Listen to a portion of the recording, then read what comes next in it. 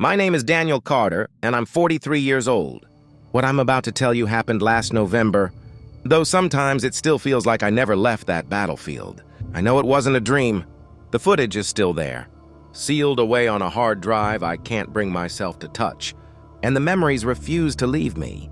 They hang over me like the smell of smoke after a fire.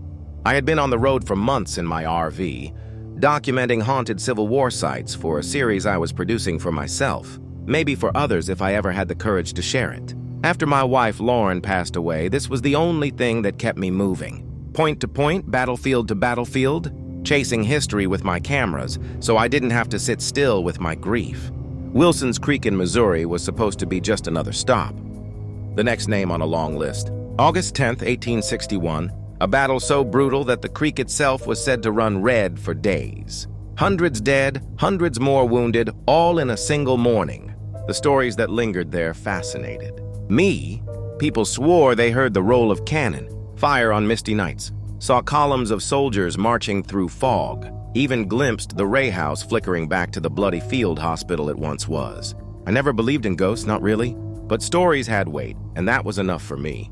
The day I arrived, the air was too still, the kind of silence that makes you hold your breath without realizing it.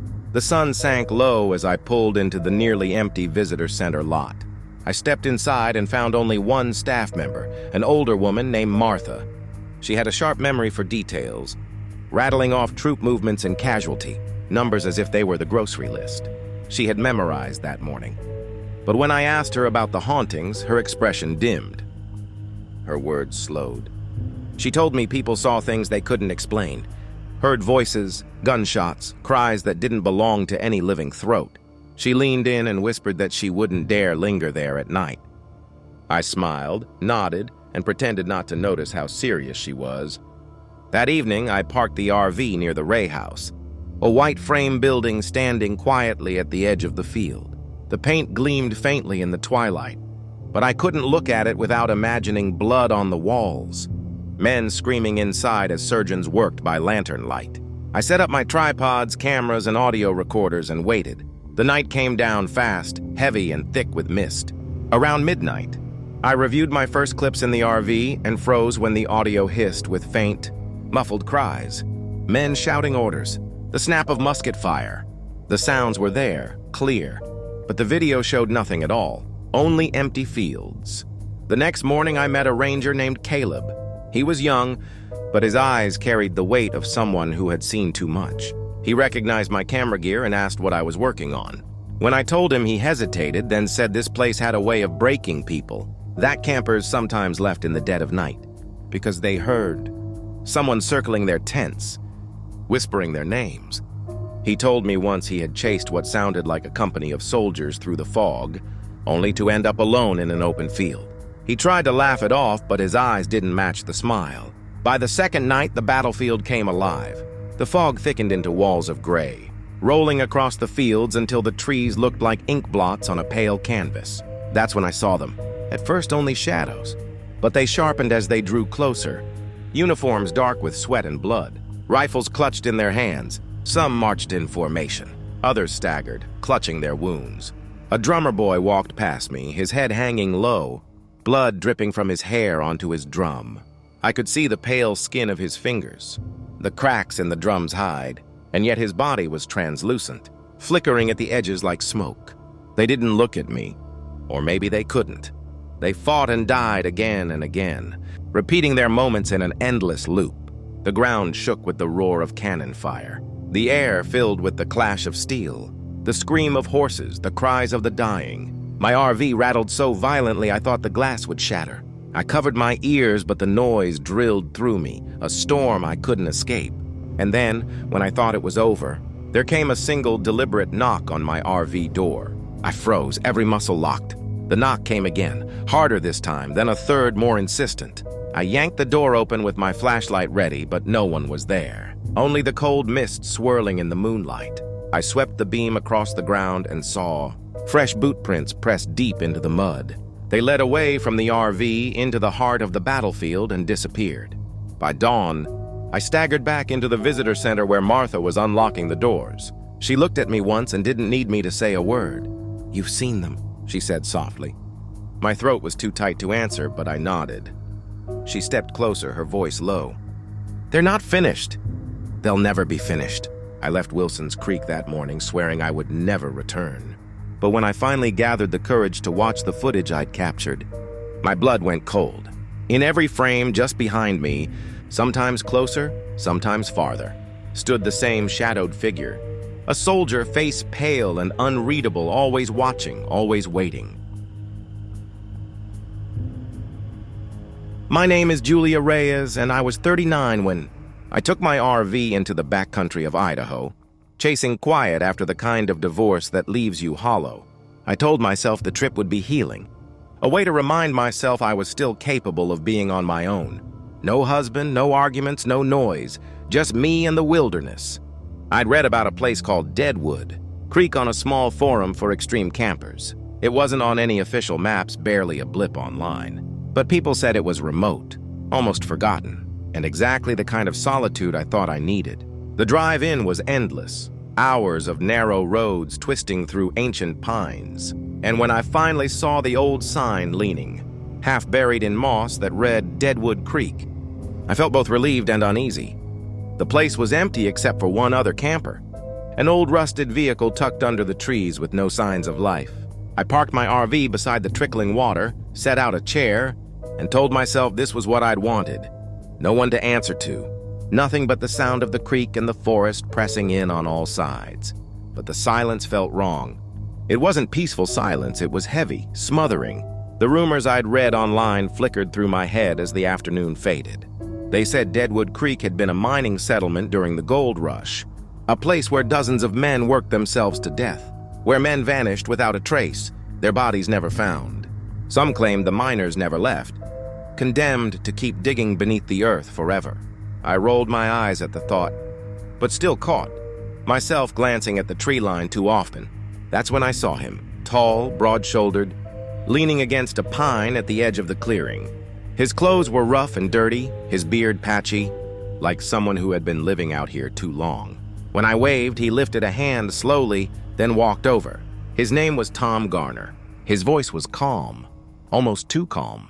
When he said he hadn't expected to see anyone else out here this late in the season, I told him the same, forcing a smile I didn't feel. He studied me with eyes that didn't match his casual tone. When I asked if he camped here often, he chuckled without humor. Been coming here for years. Not many stick around, though. Strange things happen after dark. His gaze drifted toward the woods as he said it. I tried to laugh, brushing it off with a joke about ghost miners, but he didn't smile. He just told me not to stray from camp and walked back to his old camper without another word. That night I couldn't sleep. The temperature dropped sharply, and the silence of the woods pressed harder against the thin walls of the RV. Around midnight, the sound began. At first, I thought it was the creek playing tricks on my ears, but then it grew louder, sharper. A metallic rhythm, steady, relentless. The sound of tools striking rock, pickaxes. I froze in bed, my heart thundering as the noise grew closer. I told myself it wasn't real, that I was imagining it. But then the voices came, faint, overlapping whispers riding on the cold night air. I climbed out of bed, wrapped in a blanket, and stepped outside with a flashlight. The forest loomed like a wall, and the creek shimmered in the pale moonlight. I swept the beam across the trees, catching only shadows. Then I saw them. Figures by the water, half-formed and translucent, bent over with pickaxes swinging in eerie unison. Their faces were sunken, blurred, eyes hollow. Their movements were mechanical, endless, like they were trapped in the act itself. The whispers swelled into the sound of men groaning, coughing, gasping for air, as if the earth itself had swallowed them and was forcing their suffering back into the night. My throat closed, and I stumbled back toward the RV, nearly colliding with Tom, who appeared suddenly at my side. "Easy," he said softly, raising his hands like he didn't want me to panic. He glanced toward the creek, his expression grim. "They come out every night," he said. "The miners. Been here since the rush, working the ground even in death. They don't know they're gone. Some nights they're just shadows. Other nights..." His voice trailed off, but his eyes told me enough. Other nights they were more than shadows. I wanted to run, to start the RV and drive until I saw pavement again. But when I tried the ignition, it only coughed and died. My phone had no service. I sat in the RV with every light on, listening to the rhythmic clang of phantom tools echoing through the dark. Just before dawn, I heard boots scraping outside. Circling the RV, pausing at the door, I held my breath, gripping a kitchen knife in the dark, but no one entered. By morning, the sounds faded, leaving only the normal trickle of the creek and the quiet sigh of the forest. When I stepped outside, Tom was gone. His old camper still sat beneath the trees, but the doors were wide open and the inside was empty, dust covering everything like no one had been there in years. That's when I realized the tracks around my RV weren't just random scuffs in the dirt. They were boot prints, dozens of them, leading from the creek, circling my camper, and disappearing back into the woods. I left Deadwood Creek that morning, but even now when I close my eyes, I still hear it. The rhythm of metal on stone, steady and unending, as if the miners are still digging in the dark, waiting for me to return. My name is Michael Lane, and I was 41 when I took my RV up into the North Cascades, chasing the kind of silence you can't find anywhere else. I'd been driving for weeks, sleeping wherever the road ended, filming the wilderness for a personal project I never intended to share. I told myself I wanted footage of the untouched, the forgotten, places that still felt raw and untamed. But the truth was simpler. I wanted to disappear for a while. I found a pull-off near a trailhead no one seemed to use. The forest there was dense, a wall of green so thick the light barely reached the ground. I parked the RV, set up a small fire pit, and let myself believe I'd found solitude. The first day passed without incident. I filmed the trees swaying against the sky, the way the mist pooled between the mountains, the silence broken only by the creek somewhere out of sight. It should have been perfect. But the silence wasn't natural. It was a silence that seemed to listen back, as if the forest itself was holding its breath. Late that afternoon, I caught movement on the trail. A man stepped out of the trees. He was tall, wiry, with a face lined deep like leather left in the sun too long. His clothes were rough, torn flannel, boots caked in mud, a cap pulled low. He carried nothing but a walking stick, but the way he gripped it made it look more like a weapon than a tool. He saw me, and his mouth stretched into something that wasn't quite a smile. "Evening," he said, his voice gravelly, carrying too easily in the still air. I nodded, tried to keep my tone casual as I returned the greeting. His eyes roamed over my RV, my gear, my fire, like he was taking inventory. He asked if I was camping alone. Something in my gut twisted, but I forced a laugh.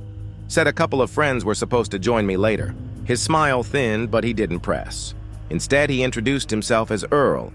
Said he'd been wandering these woods for years, living off what the land gave him.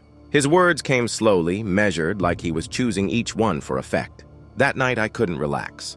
I sat by the fire long after dark, staring into the trees, every snap of a branch making my nerves twitch. At some point, I heard footsteps circling in the undergrowth, just beyond the light's reach. Not animals, too heavy, too deliberate. When I finally retreated inside the RV, I kept the curtains cracked just enough to watch the tree line. Around midnight, I saw him, Earl, standing at the edge of the clearing, half hidden in shadow, staring at the RV. He didn't move, didn't call out, just stood there until the fire burned low and the mist swallowed him. I barely slept. At first light, I stepped outside, half hoping I'd dreamed it. But the dirt around the RV was disturbed, footprints, circling, pausing at the door. My door. I packed my gear fast, but before I could leave, Earl appeared again on the trail, smiling like we were old friends. He asked if I was heading out already, said it was a shame because not many people made it this far. He stepped closer, his eyes never leaving mine, and I felt the air change. The silence of the woods pressed down heavier, and for a moment, I swore there wasn't another soul for miles. I mumbled something about other plans, climbed into the RV and started the engine. He just stood there smiling, watching me back up. As I pulled away, he raised his hand in a slow, deliberate wave, but there was nothing friendly about it. I drove for hours without stopping, my heart thundering, checking the mirrors like I expected him to appear on the road behind me. When I finally reached a ranger station, I asked about the trail, about anyone living up there. The ranger frowned and said no one had a permit for that area. that they hadn't seen anyone by that name in years. I pressed for more, but the look in his eyes told me enough. He'd heard of Earl. He didn't say it outright, but I could tell. And the way he quietly told me not to camp, alone out there again, made my blood run cold. I left the North Cascades that day, but I never shook the image of him standing in the trees, smiling without warmth, watching me like he already knew something I didn't. Sometimes, when I'm parked on some lonely road, I catch myself checking the mirrors too often. Because the way Earl looked at me, it wasn't chance that brought him there. It was intent. My name is Jack Mercer, and I've been driving trucks for over 20 years. Long haul, short haul. I've run just about every stretch of asphalt west of the Mississippi. You see a lot when you live on the road. Accidents, storms, close calls. But nothing prepared me for what I found on Loveland Pass in Colorado. I wasn't green, I wasn't drunk, and I wasn't dreaming. To this day, I can still hear the engine of that other truck, the one that shouldn't have been there. It was a late November night, cold enough to sting your lungs. The kind of night where the snow blows sideways and visibility drops to almost nothing. I was hauling up US Route 6, climbing the pass because I didn't want to risk the Eisenhower Tunnel with a rig as heavy as mine. I'd driven Loveland before. It's dangerous. Sharp switchbacks, blind curves, and cliffs that drop hundreds of feet, but I knew it well enough. At least I thought I did. The road was nearly empty. Just me, the steady groan of the engine, and the snowflakes spinning like static in my headlights. I turned the CB radio on for company, and a familiar voice crackled through. It was Frank Doyle, another driver I knew who ran this route often. He asked how bad the weather was on my end, and we traded small talk to kill the time. A few miles later, another voice broke in, Sam Porter, joking about the pass, calling it Death's Driveway. We all laughed. But it was the kind of laugh drivers use to keep from admitting how uneasy they really feel on that stretch. Then a fourth voice came over the CB. Low, static-ridden. You boys ain't alone up here tonight. The three of us went quiet. I thought it was just some joker playing with his radio, but the way Sam's tone changed told me he'd heard it too, and he didn't like it. Frank finally said, "Who's on this channel?" But the voice didn't answer. Just silence. A few minutes later, I saw lights in my mirrors. Headlights. A big rig coming fast. Too fast for a road like this and weather like that. The truck loomed closer until I could see its grille glowing in the reflection. No company name on it. No markings. Just a massive black rig eating the distance between us. My gut clenched. I radioed Frank and Sam, asked if they saw it too. Frank said no, he didn't see anyone on his end. Sam said the same. But in my mirrors, the truck was practically on my bumper, its high beams flooding my cab. I downshifted, tried to ease it over so it could pass. But when I glanced back, the headlights were gone. Nothing but snow and darkness. My hands tightened on the wheel, knuckles white. A trick of the eyes, I told myself. Maybe the storm, maybe my mind playing games. But then the CB crackled again. And that same low voice said, "Keep her steady, Mercer. Curve's coming." My blood froze. Whoever it was, they knew my name. The curve came fast and tight, sharper than I remembered. I slowed down just in time, the tires screaming against the ice, the trailer fishtailing dangerously close to the guardrail. If I hadn't braked, I'd have gone right over the edge. I tried the radio again, demanded to know who the hell was out there. Silence. Only the sound of my own, ragged breathing in the cab. Miles crawled by. I kept my eyes glued to the mirrors. For a long time, nothing. Then, just before the summit, I saw them again. Headlights, brighter this time, glaring into my cab like a floodlight. The truck came up fast, closer, closer, until I could almost feel the heat of its engine through the steel. I gripped the wheel, waiting for the impact that never came. Instead, it pulled alongside me. I'll never forget what I saw. The rig was black, the paint eaten away in places. The trailer scorched like it had been through fire. And in the cab, through the frost-streaked window, sat the driver. His face was pale, eyes hollow and sunken, staring straight ahead as if I wasn't even there. His hands gripped the wheel tight, but they didn't move. He didn't blink. He didn't breathe. He was just locked, like a corpse behind the glass. The truck roared past me, faster than any rig should have been able to handle in those conditions, and vanished around the bend. When I made it down the other side, shaken but alive, I pulled into a diner near Georgetown where a few other drivers had parked. Frank and Sam were inside, sipping coffee. I told them what I'd seen, my voice shaking. And for a long moment, they just stared at me. Finally, Frank leaned in and said he'd heard of that rig. He called it Eddie's truck. He told me Eddie had been a driver back in the 70s, known for running loads through Loveland in all weather, no matter how bad. One night, during a storm just like the one I'd driven through, Eddie pushed his luck too far, took a curve too fast, lost control, and went over the edge. They said the wreck burned so hot the steel warped, and what was left of him was barely recognizable. Some drivers swore he never left, that his truck still haunted the pass, chasing down anyone who dared take the road at night. I wanted to laugh, to deny it, to call it truck stop superstition. But when I stepped back outside into the cold, I glanced at my rig. And there, on the back of my trailer, etched into the frost with a fingertip, were two words: keep driving.